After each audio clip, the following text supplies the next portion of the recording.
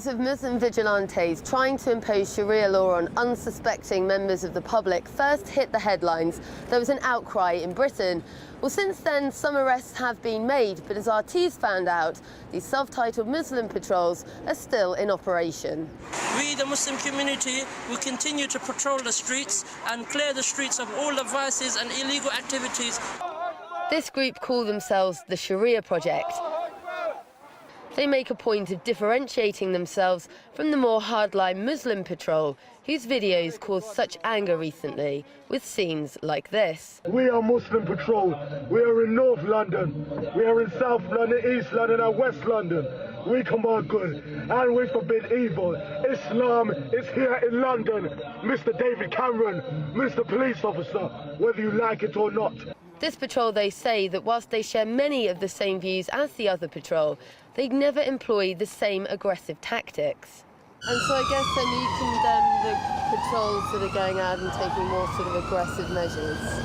I mean, looking at those patrols, I can say that it's commendable that Muslims have come out and actually decided to take some kind of action against, these things taking place. That's not to say that I could... Their actual actions when they're shouting at people and sort of... It was quite intimidating. Obviously, there is always a better way to do things, and my approach as a Muslim is to advise my Muslim brother if I see him do an action that perhaps is not appropriate. I'll always advise him and say what is better. But for many in the mainstream Muslim community, these patrols are a cause for concern. With the videos ensuring widespread media coverage, many Muslim leaders have condemned their actions as wrong and unrepresentative. These individuals are a fringe minority. They don't represent the Muslim community. There's 2.7 million Muslims in the UK, and they would never condone this type of behaviour.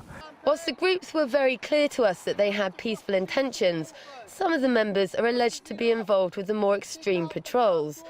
One member served 3.5 years in prison on charges of terrorist fundraising and inciting terrorism overseas. And it didn't take him long to make his more hardline views known. Now, if I say the law of the land can go to hell, I believe so, because I believe those who disbelieve in the oneness of God, their final destination will be the hellfire anyway. And those laws that they establish with that will go with them, with Fir'aun or Pharaoh, etc., into the hellfire. So I have no respect for the British law whatsoever. I asked the leader of the Sharia Project whether he was concerned by statements like that.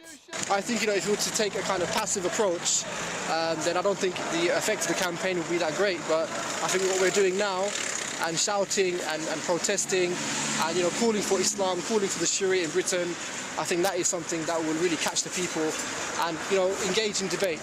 But for many, both amongst the Muslim and the wider British community, there are worries not just about these actions, but about the potential repercussions a relatively small minority could have on a much larger scale. Sarah Firth, RT, London.